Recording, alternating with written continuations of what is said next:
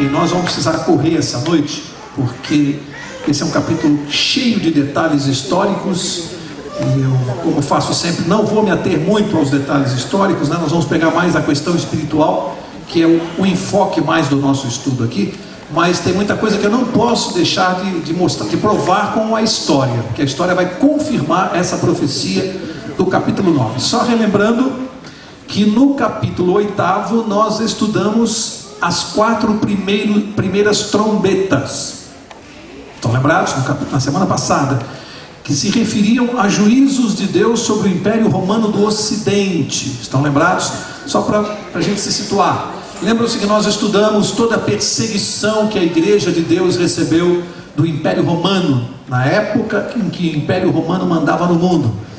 Quem precisar de Bíblia para acompanhar, é só erguer a mão que a Bíblia vai chegar até você, tá? Só erguer a mão e a Bíblia vai estar com você. Aqui à frente, para o Maurício, uma Bíblia. Ali também. Então, relembrando, a Igreja de Deus passou por uma séria perseguição durante o período do Império Romano. Em outros períodos também, nós estudamos, quando estudamos as cartas, as 7 igrejas, depois os selos, agora estamos nas trombetas. E as trombetas, para quem não está lembrado, foram exatamente os juízos de Deus a respeito sobre os povos que perseguiram o povo de Deus, já no período do Império Romano. Estudamos na semana passada as 4 primeiras trombetas que foram produzidas sobre o Império Romano do Ocidente, e vimos que 4 povos, sem que soubessem, acabaram cumprindo essa profecia. Quem se lembra dos povos? Quem se lembra dos povos? Bárbaros, vândalos, hunos e érulos. Esses 4 povos, sem saberem, tribos, na verdade, acabaram massacrando o Império Romano do Ocidente e destruíram o Império Romano do Ocidente. Hoje nós vamos estudar no capítulo 9 a 5ª e a 6ª trombetas, porque a 7ª está no capítulo 11. Então a 5ª e a 6ª estão no capítulo 9. Vamos ver agora como é que foi destruído o Império Romano do Oriente.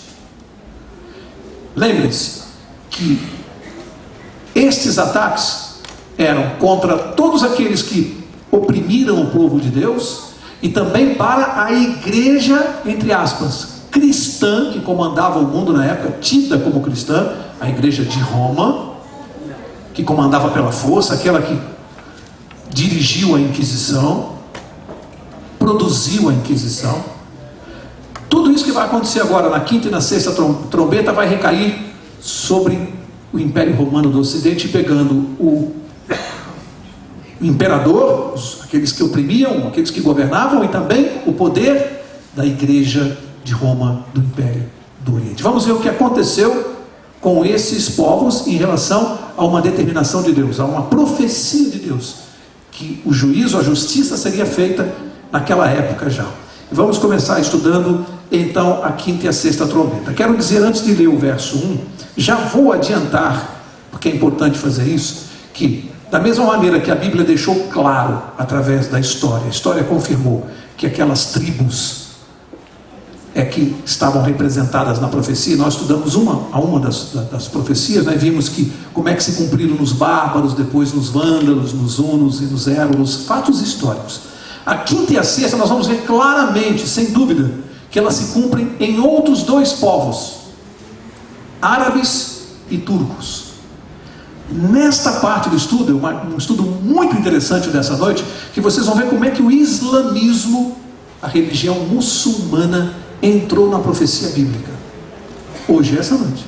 Hoje nós vamos ver como é que a religião muçulmana, que hoje tem uma parte de grande parte do mundo, no Oriente Médio, como é que ela entrou na profecia, como é que isso aconteceu. Vamos ver esta noite com dados históricos. Então já informo para você que tudo que nós vamos estudar e vamos comprovar se refere aos árabes e aos turcos, aos povos muçulmanos, cumprindo a profecia de Deus. Ok? Então, com essas informações, vamos começar a ler Apocalipse capítulo 9, verso 1. Verso a verso nós vamos estudar essa noite. São 21 versos, então nós vamos avançar com rapidez essa noite. Preciso correr um pouquinho mais. Verso 1 diz assim: o 5º anjo tocou a sua trombeta, portanto a 5ª trombeta, E viu uma estrela que do céu caiu na terra. Foi-lhe dada a chave do poço do abismo. Duas coisas aqui interessantes nesse verso. Primeiro, aqui na quinta trombeta, fala de uma estrela que caiu da terra. E na terceira trombeta, nós estudamos uma estrela que caiu sobre os rios e as fontes. Estão lembrados? Representados por quem? Alguém se lembra? Quem representava a estrela que caiu sobre os rios? Átila, rei dos hunos. Agora na quinta trombeta, essa estrela que cai sobre a terra é Maomé. E vamos ver já como é que se comprova isso. Mas eu já adianto que estamos falando de Maomé, o fundador da religião muçulmana. Sobre Maomé, nós temos que dizer algumas coisas para você saber um pouquinho sobre a religião muçulmana. Maomé nasceu no ano 570 e ele viveu 63 anos. Morreu no ano 632. Viveu 63 anos. Maomé casou-se 15 vezes. 15 vezes. Eu casei só uma, já estou ficando doido, pastor. Ele casou 15 vezes e teve 11 concubinas. 11. Esse era Maomé, o fundador da religião muçulmana. Maomé tinha uma característica. Como é que ele entrou nessa religião? Maomé dizia que ele recebeu a visita do próprio anjo Gabriel. Ele afirmava que recebeu a visita do anjo Gabriel em pessoa para lhe transmitir um recado de Deus, Alá, né? De acordo com a religião muçulmana, Alá, que mandou um recado através do anjo Gabriel que ele seria o profeta de Deus na terra. E ele acreditou nisso e transmitiu isso. Não é que ele acreditou, ele inventou isso para iludir, para enganar os povos. Nós vamos ver tudo isso com mais detalhes mais adiante. E aqui diz que ele recebeu a chave do poço do abismo. Por que o deserto lá da Arábia é chamado aqui na Bíblia de chave do poço do abismo? Por uma razão interessante, é que a Arábia naquele tempo era realmente um abismo civil e religioso. Por que um abismo civil? Porque não havia governo. Havia várias tribos morando na Arábia que tinham os seus comandantes próprios. Não havia um governo central. E isso favorecia o crescimento ideológico de Maomé. Por não haver um governo central, apenas tribos que mandavam, havia uma desorganização política. E era um caos religioso também, porque lá é que se praticava a maior quantidade de culto ao demônio e às idolatrias. Era exatamente naquele território, onde se ofereciam crianças aos demônios. Tudo que acontecia de barbaridade estava acontecendo ali, no território da Arábia. Dentro deste panorama, Maomé se apresenta como um profeta de Deus para organizar tudo isso. Rapidamente se tornou líder político e religioso. Rapidamente. Fundou uma religião para organizar tudo isso aí, o caos. E a Bíblia chama de chave do poço do abismo. Chave por quê? Porque ele recebeu autoridade para comandar um lugar onde era um abismo político e religioso. Verso 2: E abriu o poço do abismo e subiu fumaça do poço, como a fumaça de uma grande fornalha, e como a fumaça do poço escureceram-se o céu e o ar. Olha só, diz que a fumaça, o sol e o ar, desculpe, escureceram-se o sol e o ar. Diz que a fumaça que subia do poço, essa fumaça simboliza claramente a religião muçulmana, uma fumaça que subia, e diz que escureceu o sol e o ar. Sol simboliza o que na Bíblia? Quem se lembra? Há pelo menos duas ou três passagens que comparam quem ao sol da justiça? Cristo Jesus é comparado ao sol da justiça. E o ar pode aqui ser interpretado como o Evangelho, porque o ar é algo vital, e o Evangelho também. Essa fumaça que sobe dessa religião escurecem o sol da justiça de Cristo e o ar do Evangelho. Que simbolismo interessante que a Bíblia está fazendo aqui, através do trabalho de Maomé. Interessante que aqui o cristianismo é comparado à luz do Evangelho, né? Sol e ar, enquanto o maometismo é comparado a uma fumaça asfixiante, que mata espiritualmente. Olha que paralelo entre o cristianismo e o islamismo. Vamos seguir. Primeiro, antes de seguir, eu preciso ler para vocês algumas coisas que eu fui buscar no Corão. O Corão ensina, dentre tantas coisas, eu separei aqui 5 tópicos importantes que nós devemos saber. Se você não quiser saber mais nada sobre o Corão, guarde isso aqui, que é relevante. O que o Corão ensina em síntese? Ensina primeiro, ele nega a divindade de Cristo. No Corão, Cristo, Jesus não é Deus. Eles negam a divindade de Cristo. Nega a morte expiatória de Cristo na cruz. Para a religião islamita, Jesus não morreu na cruz para nos salvar. Eles não aceitam isso, a morte expiatória de Cristo. Não encaram o pecado da maneira como a Bíblia coloca, pecado dando nome mesmo, pecado. Para eles não. Eles não consideram assim o pecado algo tão grave. Outra coisa, para o Corão, para a religião islamita, não existe necessidade do perdão. É algo característico deles. Você não precisa perdoar ninguém para se salvar. E a última coisa que eu anotei é o incentivo à poligamia. Por isso, inclusive, Maomé tinha 15 esposas. Eles incentivam, dentro dessa religião, e basta você olhar hoje para o Oriente Médio, que o islamismo incentiva a poligamia. 5 tópicos frontalmente agressivos ao Evangelho de Cristo. 5 tópicos principais que agridem ao Evangelho de Cristo no Corão. E a gente precisa saber disso. Olha só, Maomé morreu no dia 8 de junho do ano 632. 8 de junho.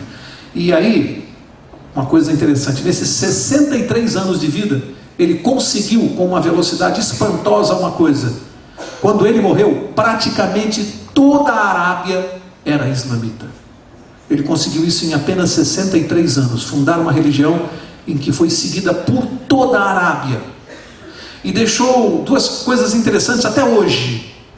Interessantes entre aspas, né? Visitar o túmulo de Maomé é um dever capital da religião muçulmana.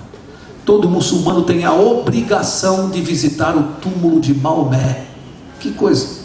Isso é um dever capital da religião, uma imposição da religião. E a segunda coisa, além de visitar o túmulo de Maomé, é que prestam ao túmulo dele reverência e adoração. Reverência e adoração ao túmulo de Maomé. Isso você vai ler, vai observar por aí, toda vez que você ouvir falar da religião muçulmana, preste atenção, isso é um tópico da religião. É um dogma. É a adoração ao túmulo de Maomé e a obrigação do islamita de visitar o túmulo dele. Tá? Vamos seguir, verso 3. E diz assim: e da fumaça saíram gafanhotos sobre a terra, e foi-lhes dado poder como o que tem os escorpiões da terra. Olha só, gafanhotos saem da fumaça. Por que a Bíblia usa essa expressão gafanhoto para simbolizar o povo árabe? Por uma característica das invasões árabes. Eles se espalhavam um exército e eles avançavam sobre os territórios como uma nuvem espessa de gafanhotos. Era uma característica. E você vai encontrar muita literatura comparando os exércitos árabes a gafanhotos. Isso não está só na Bíblia. Isso também está ilustrado em várias literaturas históricas. Portanto, eles são comparados a gafanhotos. Ok? Jamais uma religião alcançou um território tão extenso em tão pouco tempo quanto a religião muçulmana. Não há nenhuma outra que tenha conseguido, num espaço tão rápido, invadir um território tão extenso quanto os muçulmanos. E aqui é a rapidez com que eles atacavam que é comparada à maneira como os gafanhotos atacam. E aqui diz que eles faziam isso como o quê, hein? Como escorpiões. Por que a Bíblia usa a ilustração agora do escorpião? O que o escorpião tem como característica? A ferroada do escorpião, ela é muito dolorida. E ela deixa um veneno mortal. Por que a Bíblia compara esse ataque e o que eles faziam com o escorpião? Qual era o veneno que eles deixavam nos povos em que eles invadiam e subjugavam? Uma doutrina. Por que é comparada a um veneno? Porque ela, ao te afastar de Cristo, te traz a morte eterna. Olha as ilustrações bíblicas. Veneno. Como escorpiões. Gafanhotos que têm venenos de escorpiões, por aquilo que eles deixavam. Verso 4 diz assim: foi-lhes dito que não causassem dano à erva da terra, nem à verdura alguma, nem a árvore alguma, mas somente aos homens que não têm nas suas testas O que é que não tem nas testas? Agora eu quero que você preste atenção. Preste atenção comigo. Isso aqui é profecia do Novo Testamento. Jesus já tinha morrido? Já. Aqui está dizendo que na profecia de Deus, esses povos, os árabes, eles deveriam, cumprindo a profecia sem saber, deveriam invadir aquelas terras, mas com uma ressalva. Eles não deveriam atingir quem? Aqueles que tivessem nas suas testas o selo de Deus. No capítulo 7, nós estudamos qual é o selo de Deus. Estão lembrados? Os 4 anjos retendo os 4 ventos da terra, até que um anjo especial, selasse a testa daqueles que compõem o povo de Deus. E estudamos aqui qual é o selo de Deus. Qual é? O sábado. Agora, na profecia do capítulo 9, o povo árabe deveria, cumprindo a profecia, invadir aqueles lugares, mas poupar os que tivessem o selo de Deus, os que guardassem o sábado. Primeira conclusão: aqui, por volta do ano 600 e pouco, depois de Cristo, havia um povo que guardava o sábado? Claramente. Está na profecia. Esse povo recebia alguma bênção especial por isso? Tem gente que acha que não precisa guardar. Só que aqui tem bênção especial, proteção. Olha, vocês vão atingir todos, menos os que têm o selo de Deus, os que guardam o sábado. Olha a preocupação de Deus na profecia. O povo dele, protegido, resguardado. Aqui. E as religiões dizendo que não precisa mais. Não é desconhecimento da Bíblia? Não é falta de estudo? Falta de estudo. Porque se estudar vai ver que o sábado está claro aqui, como uma bênção especial, uma proteção de Deus. Mas mais do que isso, eu fui buscar uma coisa muito interessante. Uma ordem do general muçulmano chamado Abu Bresse. Esse general e essa ordem você vai encontrar em enciclopédias. Portanto, é história pura. Vamos ver o que esse general árabe determinou ao seu exército, naquele tempo das invasões. Ele determinou assim, vou ler para vocês entre aspas. Vou ler aqui, o texto, entre aspas, não vou dizer de mim. Olha a ordem desse general. Ao avançardes, a vez de encontrar algumas pessoas religiosas que vivem retiradas em mosteiros e se propõem a servir a Deus dessa maneira, deixai-as em paz e não as mateis, nem destruais seus mosteiros, e encontrareis outra espécie de gente que pertence à sinagoga de Satanás, que tem coroas raspadas. Estais certos de que lhes rachareis o crânio e lhes deis quartel até que eles ou se tornem maometanos ou paguem tributo. O general deu uma ordem para o exército não mexer com quem? Com os que tinham o selo na testa, aqueles que lhe diziam que guardavam o sábado e que viviam em mosteiros. Você vê a mão de Deus aqui? Ou você acha que esse general, dentro da cabeça dele, ele é bonzinho, está mandando matar aqui, arrebentar o crânio? Bonzinho ele? Mas ele deu essa ressalva por quê? Porque Deus determinou. Quando Deus manda, não interessa quem é você. Lembra aquela história, já contei tantas vezes, a história daquela senhora aqui. Vou fazer um parênteses aqui, estou atrasado, mas eu não posso deixar de falar isso. Um parênteses, a senhora aqui, um programa de rádio, permitia que as pessoas entrassem no ar para pedir música. É muito comum, né? A pessoa entra, fala ao vivo e pede uma música. Essa senhora entrou no ar, ao invés de pedir música, ela disse que estava passando necessidade, que o marido estava desempregado, que ela era muito cristã e que ela gostaria de deixar o endereço da casa dela com a produção do programa e quem pudesse ajudá-la com cestas básicas, que ela agradeceria em nome de Jesus. O diretor do programa ficou doido da vida. Primeiro, que não era o propósito do programa. Segundo, quem deixou aquela mulher falar aquilo? E terceiro e principal, que ele era ateu. Chamou a atenção da produção, ficou irritadíssimo, mas fez mais. Chamou uma das pessoas da produção e disse assim, vamos fazer o seguinte, pega aí o endereço que ela deixou da casa dela, você vai fazer o seguinte, pega a lista de compras que ela deixou da necessidade da cesta básica, compra 3 vezes o que ela está pedindo, 3 vezes a lista dela, vai lá e leva na casa dela, entrega. Quando ela perguntar quem está entregando, você manda dizer que é o diabo. O funcionário olhou para o chefe branco, né? Vou falar isso? Estou mandando você falar. Você disse que foi o próprio diabo que mandou entregar. Leva lá para ela. Ele obedeceu, né? Foi lá, fez a compra no supermercado, levou aquela quantidade imensa de alimentos, tocou a campainha, a senhora, quando viu, começou a chorar.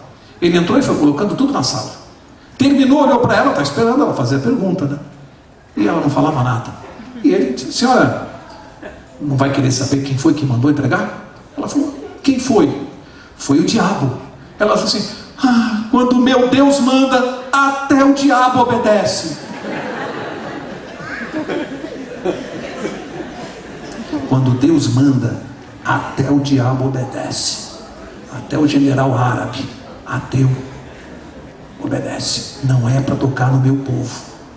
Aí eu pergunto para você hoje: será que os que têm o selo de Deus na testa hoje recebem ainda proteção?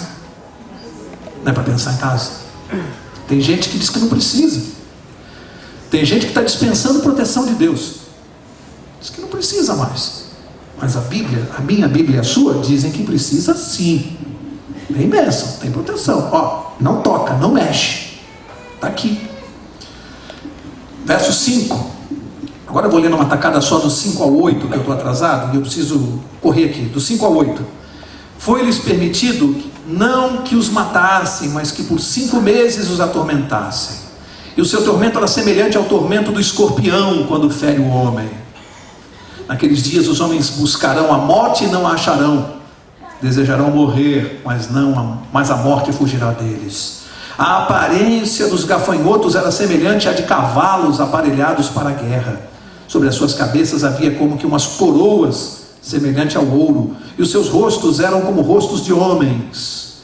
Tinham cabelos como cabelos de mulheres, e os seus dentes eram como os de leões. Olha, é impressionante a descrição que a Bíblia faz aqui do povo árabe. Por isso que eu disse e afirmei no início que se tratavam dos árabes, porque você está vendo as características e os dados históricos. O que confirma essa profecia são, primeiro, as características só se aplicam ao povo árabe. Você vai ver agora. Segundo, o período em que isso aconteceu histórico só pode se aplicar ao povo árabe. E terceiro, a história confirmou isso. Portanto, não há dúvida. Olha as características que deu. Vou ler rapidamente. Primeiro, tinham rostos de homens. Os árabes usavam barbas. Cabelos de mulher.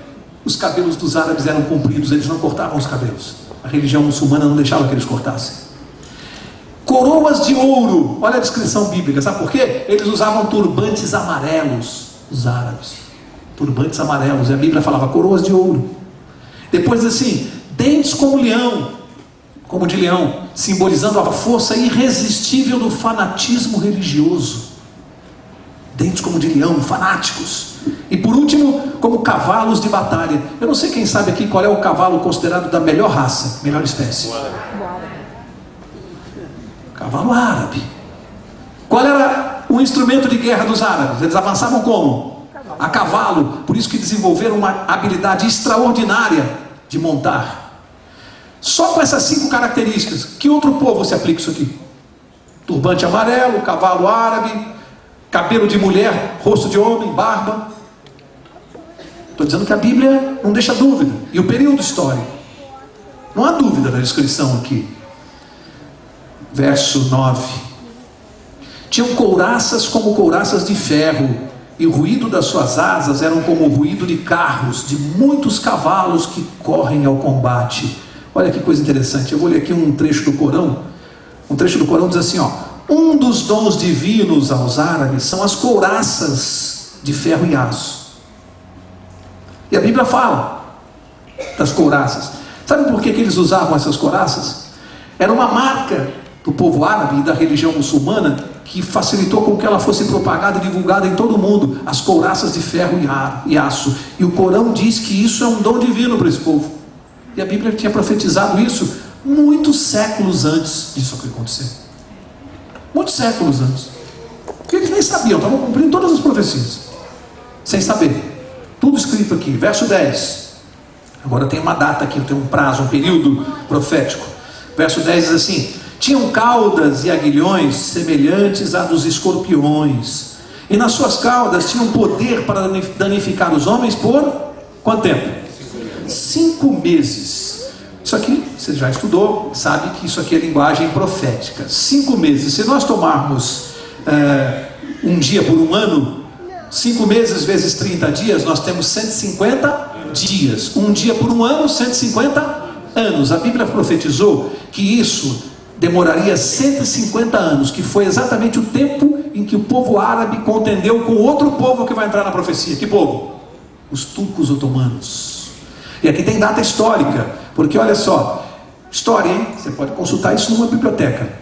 27 de julho de 1299, 27 de julho de 1299, na Batalha de Bafeu, os turcos otomanos invadiram o território do Império do Oriente, onde os árabes estavam. Invadiram, tá?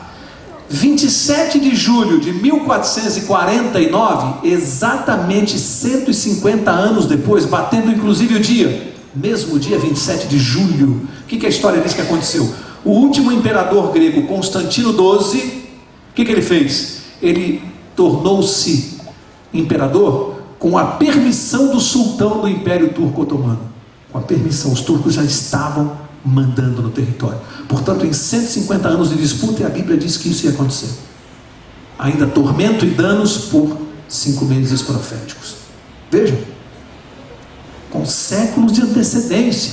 E a história só carimbando a Bíblia, só carimbando, só confirmando. Não errou, nem um dia, certinho. Verso 11. Tinham sobre si como rei o anjo do abismo, cujo nome em hebraico é Abaddon e em grego é Apolion.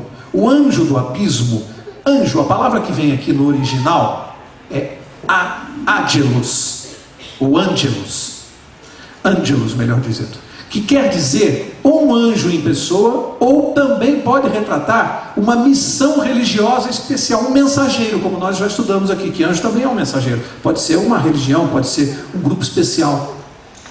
Aqui no caso, esse anjo do abismo, nós já estamos estudando e se refere ao povo árabe, a Maomé. Ele é o anjo do abismo aqui desse verso. E aqui,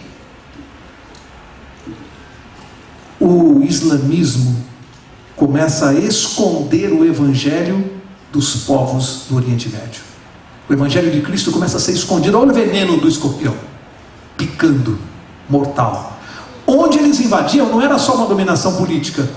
Obrigatoriamente aqueles povos tinham que se tornar muçulmanos. Por isso essa religião cresceu assustadoramente. Era a força, era a espada.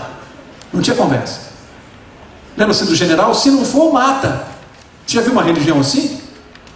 Invade e diz: ou você vai ser muçulmano ou morre. Não tinha conversa. Era assim que a coisa funcionava. Verso 12. Passado é já um ai. Depois disso vem mais 2 ais. Olha, a Bíblia quando fala em ai, aliás o pastor Marcelo pregou isso aqui no sábado. A Bíblia quando fala em ai significa sofrimento. Ai, quando vem essa expressão na Bíblia, você já pensa logo em sofrimento, quando Deus avisa. E 3 ais? Muito sofrimento.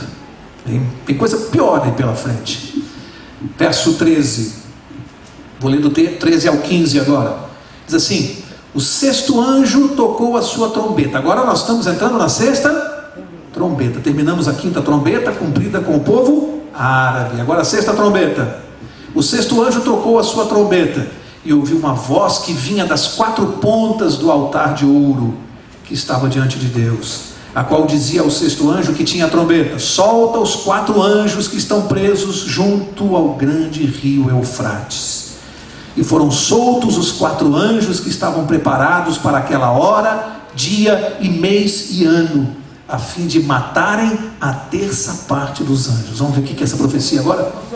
Vem parte dos homens, desculpa. Vamos ver o que é essa profecia agora. Mais um ai, mais sofrimento, mais tormento. Vamos começar. Aqui tem uma voz que vem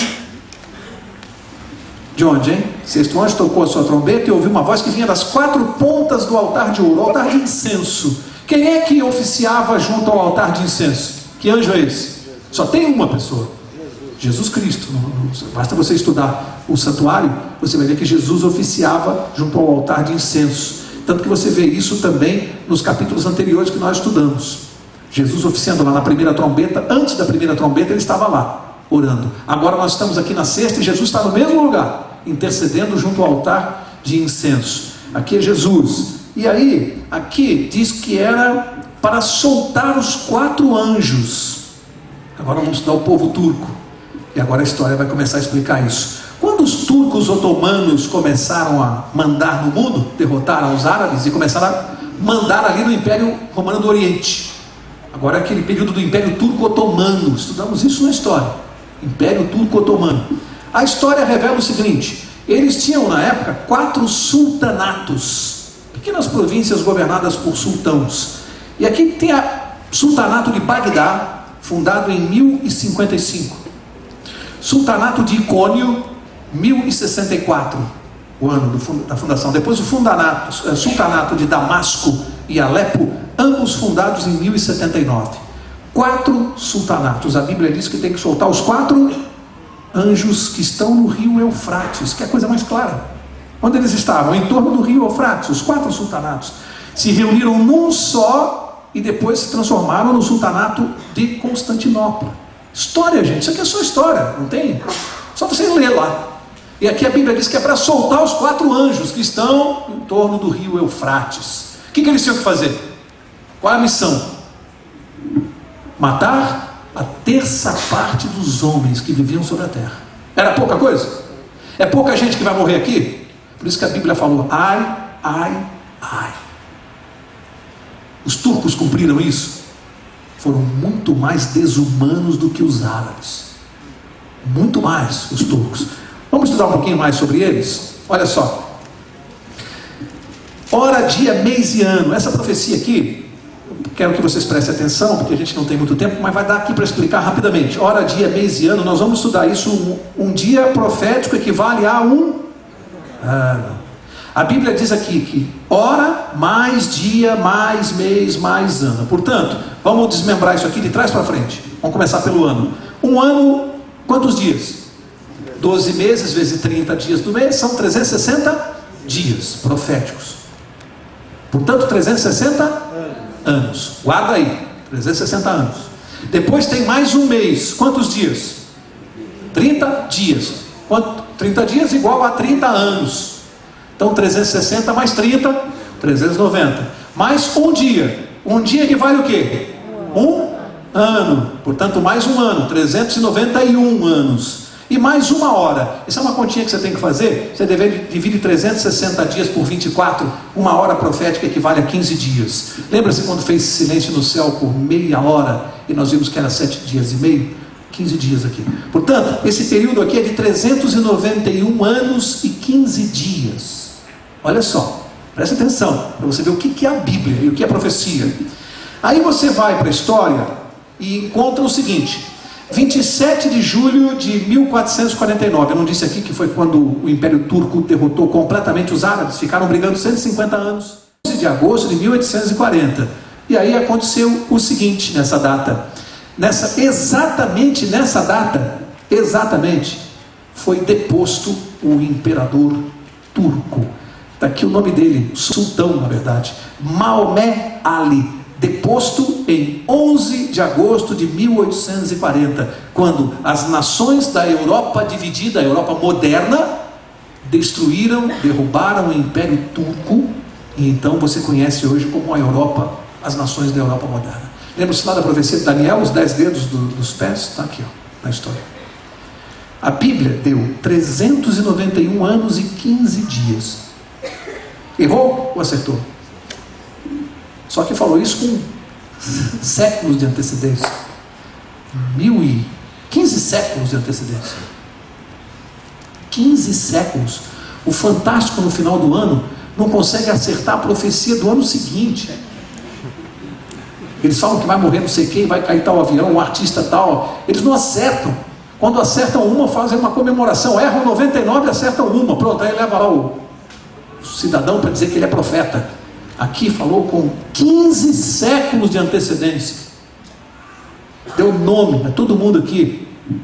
Agora eu vou dizer para vocês o que o Império Turco destruiu para ser a 1/3 dos homens da terra. Presta atenção. O que eles tomaram? Aqui está o Império Turco sediado em Constantinopla.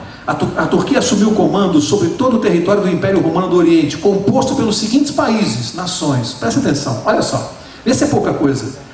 Toda a Ásia Menor, Síria, Mesopotâmia, Pérsia, Iraque, Arábia, Palestina, Trácia, Romênia, Bulgária, Hungria, Grécia, Albânia, Bósnia, Sérvia, ilhas do Mar Egeu, Creta, além de ter incorporado também ao seu império o Egito, a Etiópia e a Líbia. Para invadir todos esses territórios, quantas pessoas vocês acham que morreram? A terça parte da população da Terra. E aqui estava formado o Império Turco-Otomano. Imagina, que derrubou o Império Romano do Oriente. Era impensável. Lembram-se do Império Romano? Quantos séculos mandando no mundo? Os Césares audaciosos, arrogantes, totalmente destruídos, derrubados pelo Império Turco. Bom, aí você pensa o seguinte: bom, com um território deste tamanho, com esse poder todo, vai mandar no mundo para o resto do tempo. Mas a Bíblia falou que não, que a estátua, os pés da estátua iam se dividir em 10 dedos, as nações da Europa. Mas Mauro, como é possível com um território desse tamanho, um império desse tamanho? Como pode ser destruído? Mas tem a data. Tem a data. A queda de Constantinopla. 29 de maio de 1453. Pura história. Pura história. Aí nós já chegamos aqui em 1840, quando as nações da Europa destroem completamente o Império Turco-Otomano, que ainda ficou resistindo de 1453 até 1840, ainda 4 séculos, para derrubar tudo isso aqui. E só que a vitória não foi pela guerra por armas, por destruição, foi a cultura das nações da Europa que foram contaminando e foram acabando com o Império Turco. Cultura, hábitos, costumes. Estou terminando. Percebem? Aquilo que humanamente era impensável, pela nossa razão lógica, é impensável que o Império Turco pudesse ser destronado. Mas no plano de Deus traçado lá no céu, não tem lógica. Vai cair conforme a profecia, seja qual for o tamanho. Destrói, porque a profecia diz que seria assim. E exatamente no tempo, na data, ano, dia, mês, tudo certinho aqui. Exatamente como Deus determinou. Agora, verso 16, para começar a terminar. 16. O número dos exércitos dos cavaleiros eram de 200 milhões. Aqui na tradução, eu prefiro uma tradução que diz miríades de miríades. Eu ouvi o número deles. Por quê? Porque miríades de miríades é utilizado na Bíblia, é uma expressão para se referir a um número incontável. A minha tradução fala em 200 milhões. Mas na verdade esse número aqui é incontável. O número dos cavaleiros do exército turco. Agora, verso 17. Assim vi os cavalos nesta visão, e os seus cavaleiros tinham couraças de fogo e jacinto e enxofre. As cabeças dos cavalos eram como cabeças de leões, e das suas bocas saíam fogo, fumaça e enxofre. Verso 18. Por estas 3 pragas foi morta a terça parte dos homens, isto é, pelo fogo, pela fumaça e pelo enxofre que saíam das suas bocas. O poder dos cavalos está na sua boca e nas suas caudas, pois as suas caudas eram semelhantes a serpentes e tinham cabeças e com elas causavam dano. Tudo linguagem simbólica. Vamos esmiuçar isso aqui. Que interessante. Couraças de fogo, jacinto e enxofre. Obviamente aqui a couraça é simbólica, porque você não consegue fazer uma couraça de fogo, jacinto e enxofre. Mas o que eu aprendo quando eu leio isso aqui? Tem um detalhe. Qual é a cor do fogo? Vermelho. Qual é a cor do jacinto? Azul. Qual é a cor do enxofre? Amarelo. Interessante, né? Porque vermelho, azul e amarelo era exatamente a cor do uniforme dos turcos. Coincidência, né? Acho que Deus chutou e acertou sem querer. Exatamente a cor do uniforme dos turcos. Tá? Aí diz assim: cavalos vomitando fogo, né? E aí saía essa chama de misturava jacinto com enxofre. Olha que coisa interessante. Foi exatamente nesse período da história dos turcos otomanos, aliás, foram os turcos otomanos que começaram a detonar tiros com pólvora. Armas de fogo vieram com os turcos, exército turco. Por que a Bíblia descreve essa chama de fogo, nuvem de fumaça e cheiro de enxofre? Porque a detonação de um tiro tem uma chama de fogo, o que mais? Nuvem de fumaça e cheiro de enxofre. Veio exatamente com as armas de fogo dos turcos. É pouco. Tudo escrito aqui, profetizado para nós, claramente. Verso 20. Estou encerrando. Os outros homens que não foram mortos por essas pragas, os que não foram mortos por essas pragas, não se arrependeram das obras das suas mãos, para deixarem de adorar aos demônios e aos ídolos de ouro, de prata, de bronze, de pedra e de madeira, que não podem ver, nem ouvir, nem andar, nem se arrependeram dos seus homicídios, nem das suas feitiçarias, nem da sua prostituição, nem dos seus frutos. Amigos, aqui tem uma advertência séria de Deus. Essas trombetas demonstram claramente os flagelos de Deus, a justiça de Deus sobre aqueles que oprimem o seu povo. Vejam tudo o que aconteceu. Não só para os opressores, na parte civil, política, mas para a igreja que governava, a igreja cristã do Ocidente e do Oriente. Roma, leia-se Roma, a história pura, igreja que comandava. Os flagelos de Deus vieram e a Bíblia diz que mesmo assim eles não se arrependeram da idolatria, da prostituição. O que é a prostituição dessa igreja? Prostitui com a doutrina, com a verdade, adultera com a verdade. Não se arrependeram. Deus está dizendo que, em que pese tudo isso, estes homens, esta igreja, continua sendo idólatra, prostituída. São palavras bíblicas. Não se arrependeram, não adiantou. Pergunto, no tempo de hoje, com todas as advertências de Deus, ainda existem cristãos nominais que continuam não se arrependendo? Sim. E aqui já não se restringe só a essa determinada igreja.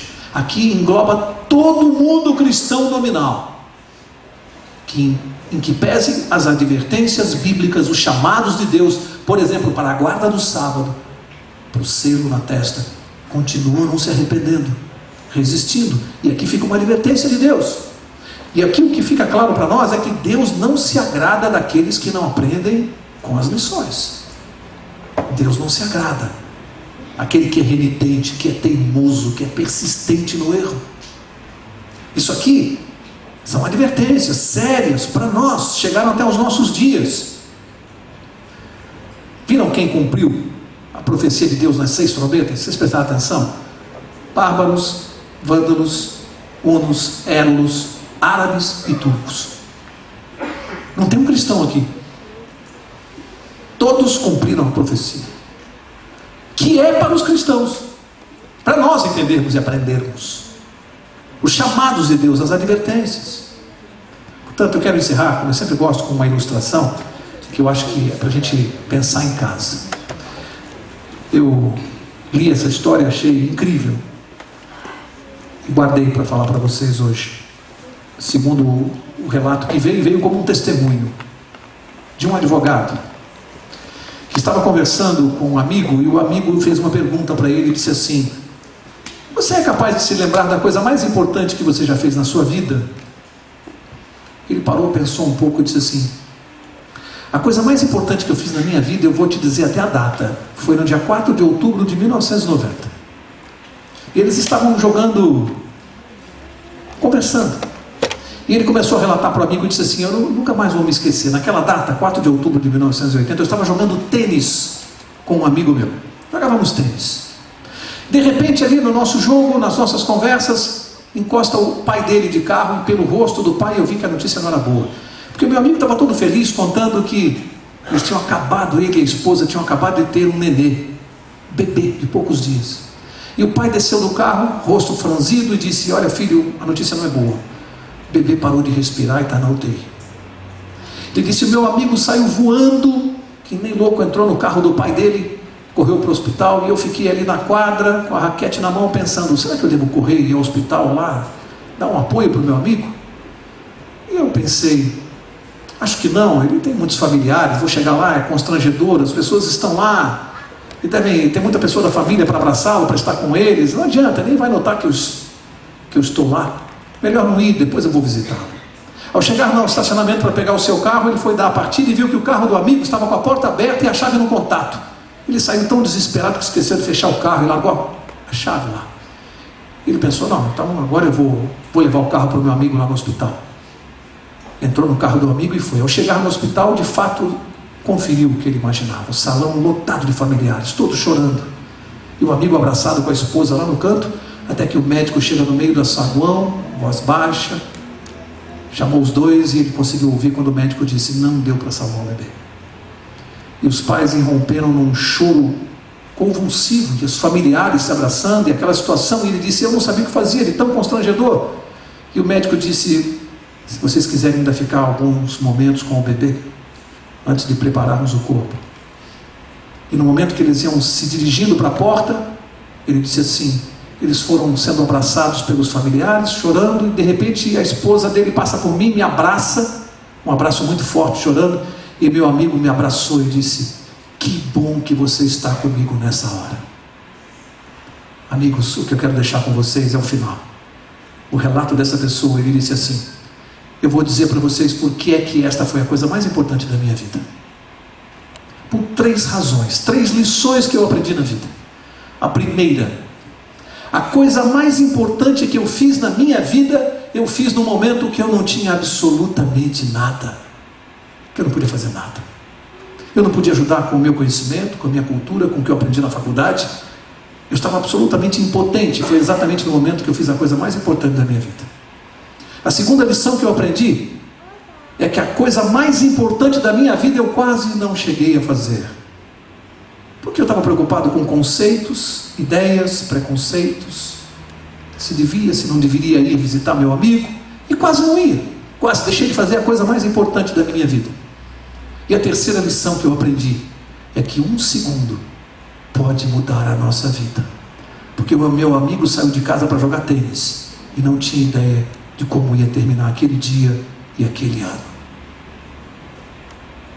São 3 lições que nós temos que levar para casa nesse tempo que nós estamos vivendo.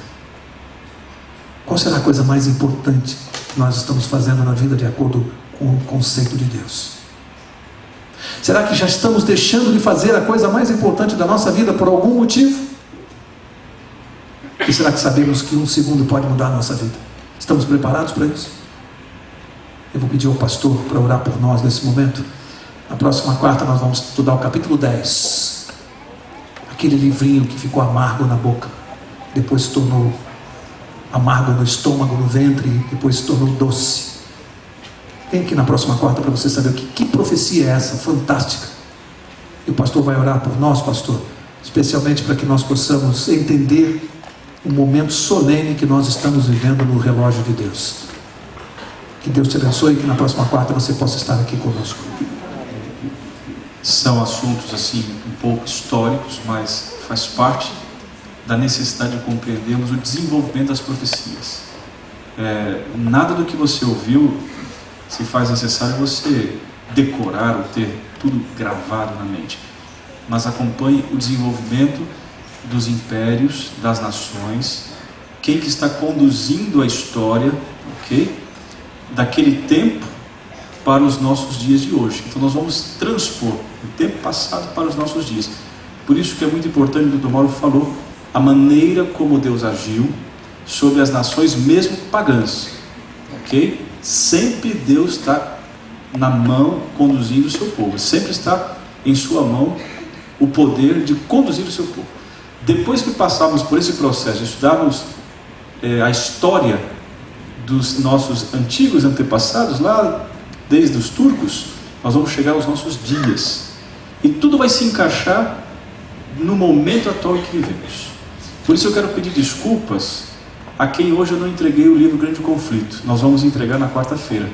É essencial que você estude ali e leia o Grande Conflito, para que você também comece a contextualizar todas as profecias que daqui para frente vão se unindo a chegar no tempo dos nossos dias, ok?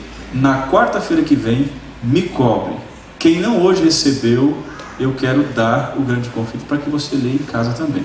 O segundo livro que acrescenta os nossos estudos é esse aqui, o Santuário. Cristo em seu santuário. Tudo a respeito do santuário terrestre que aponta o santuário celestial, ok? Todo domingo estamos estudando este livro. Quem tiver condições e disponibilidades, vem aqui a partir das 7 da noite. Estamos estudando sobre o santuário. Tudo isso vai unindo conhecimento e informações para ampliar a nossa mente no conhecimento do Apocalipse, ok? E da profecia de Daniel e também da doutrina do santuário. Queridos, vou falar algo aqui que é para a honra e glória de Deus. O que vocês estão passando aqui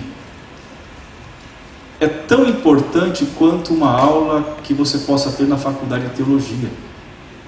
É a história da religião, da igreja primitiva, da formação do quadro religioso dos dias que temos hoje, lá do passado.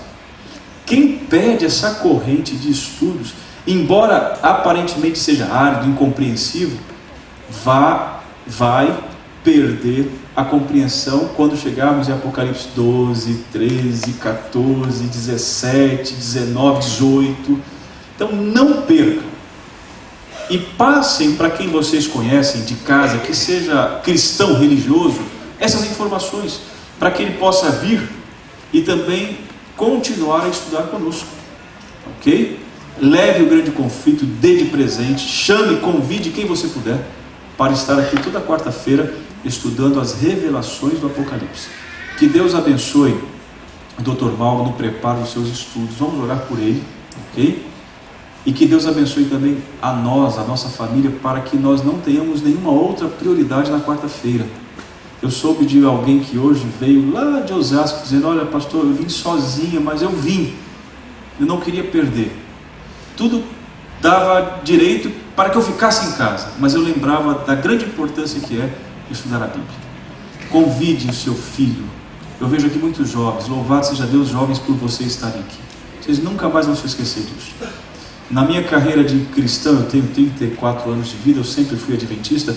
Eu confesso que eu nunca passei por esses estudos dentro de uma igreja, nunca.